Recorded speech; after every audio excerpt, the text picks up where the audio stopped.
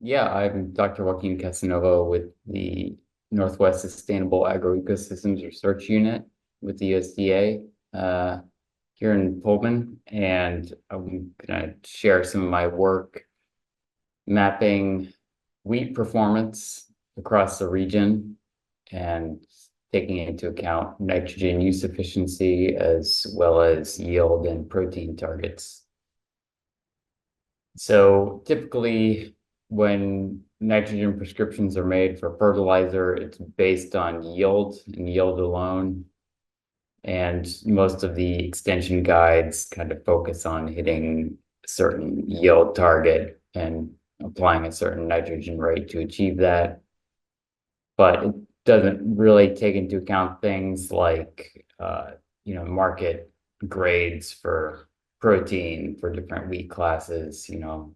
You'll be penalized if your protein in a soft wheat is too high, or penalized if it's too low in a hard wheat, and that's not really taken into account. So one thing we're looking at is using an index called nitrogen balance index, as well as the protein content, to evaluate how well the wheat has performed. And this is a little more advantageous because it doesn't require a lot of soil sampling. It's all based on measurements you would get from yield and protein measurements. So I've combined data from 4 farms across the region, from Elmira down to Troy, Idaho, and then also from our research farm, Cook Agronomy Farm, where we have over 20 years of wheat harvest data. And combine this into like a decision support tool to help grade your wheat performance. And eventually it's something that could be used for making nitrogen prescriptions.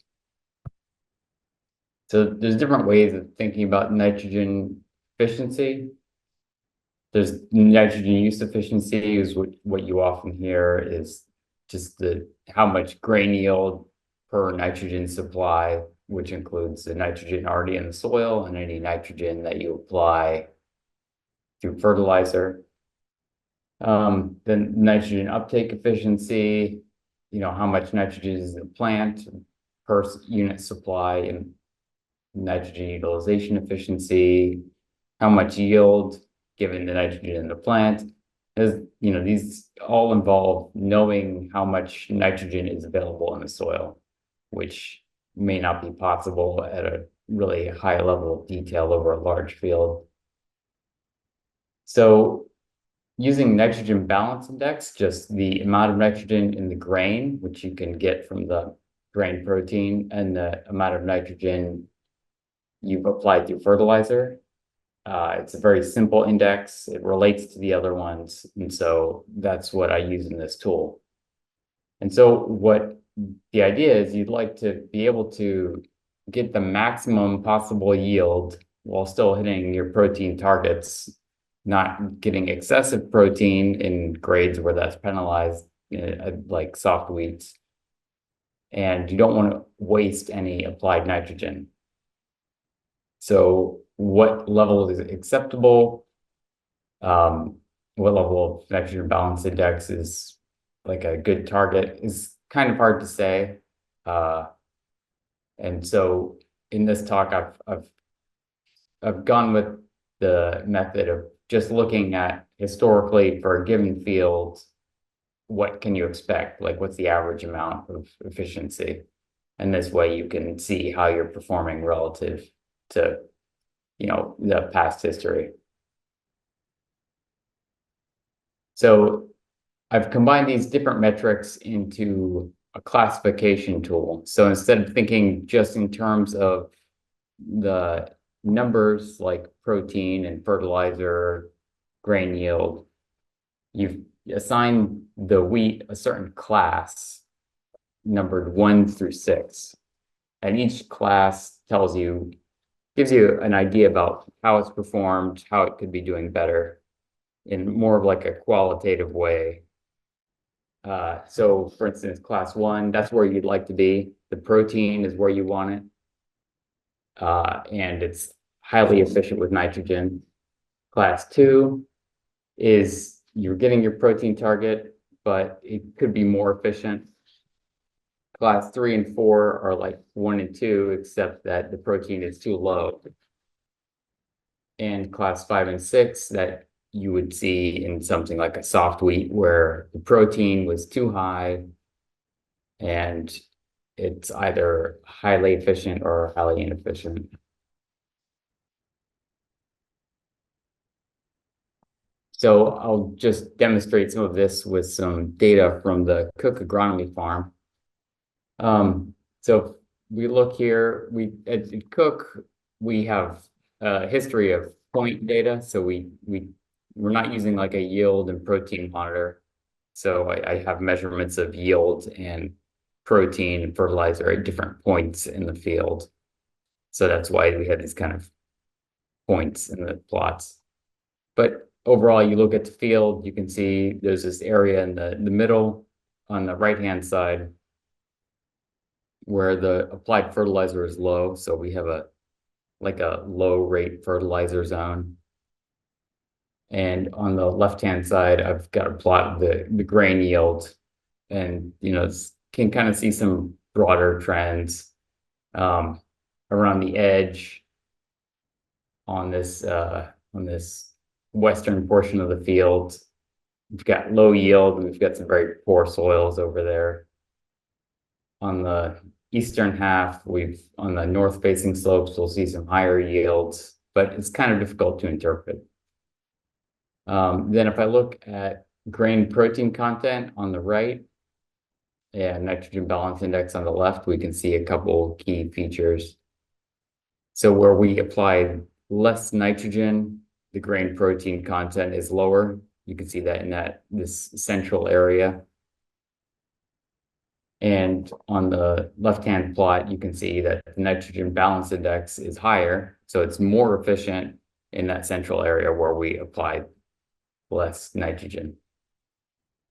So if I combine all that into this 6-class system, it allows you to see all those different things in one plot and get a better idea about how you performed. And overall, you can see that where we have these green points in the middle, that is where it's using nitrogen efficiently, but the protein is below the target. So we could possibly, as like a management action, since it's efficient, it's just that the protein is too low, we might apply more nitrogen in subsequent seasons. And where we see these red points, that's where it's performing ideally. Protein is hitting its targets and it's being efficient. On the western portion of the field, there we see it's more often inefficient. And again, that's largely due to some poor soils, especially around the border of that field. And then as a comparison, I'll look at a subsequent winter wheat season in 2022, where again, we have the same fertilization pattern where we have an area in the middle of the field, which is a low-lying area where we applied less nitrogen. And then we can see again with the yield, we see some of the same patterns. North-facing slopes, they have a tendency to have higher yield. And then if we look at the nitrogen balance index, we can see again, we have a little bit higher in the central area, but not as much because overall we applied more nitrogen. And for the grain protein, we see again where we applied less nitrogen, we had lower protein. And if I combine this into the plot over the field in terms of the categories, overall we see that it's quite often in categories 5 and 6, which means that we applied too much nitrogen and it was excessive protein. We were exceeding the 10.5% protein target for soft wheat. So that's all for our historical data at Cook Agronomy Farm. But I also got data from yield and protein monitors from these 4 farms across the region. And then I use that to make a model that would, just using like remote sensing data, allow you to take a glance at how your performance was for a given harvest year. And I included a bunch of variables in there, some remote sensing indices and topography, applied nitrogen, growing degree days, precipitation, a whole bunch of stuff. And we look at this map on the right-hand side, you can see that all the little blue specks are basically the different farms that I collected data from. So it's over a very wide range of geographic area. So in this web app, which I might have time to demonstrate today, you'll select an area, the boundary around the property.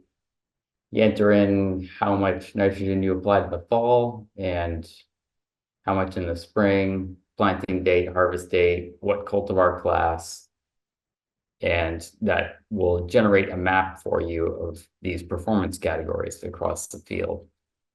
So, for example, this is just for Cook Agronomy Farm in the 2022 harvest season.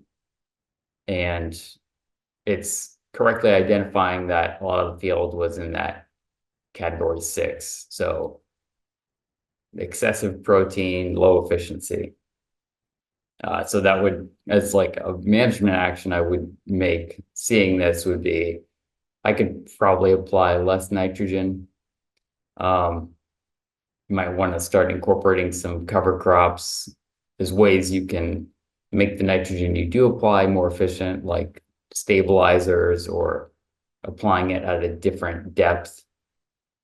So overall, you'd want to take management actions that would reduce the protein and increase your efficiency. So just when you know that class, how can I help you? Well, if it's class 1, you're on the right track. If it's class 2 or 3 or 4, it's inefficient. So you could lower your nitrogen, change the nitrogen placement, change the form of nitrogen, cover crops, those sorts of things. If it's 5 or 6, your protein is too high, your best bet is probably to lower the nitrogen. And so over time, looking at a property, you can identify areas that are maybe too consistently poorly performing to be good candidates for growing wheat. You might want to consider an alternative crop. So this is still very new stuff, and I'm looking for feedback or even more grower data. So if you'd like, you can reach out to me and provide me with any feedback at my USDA email given here.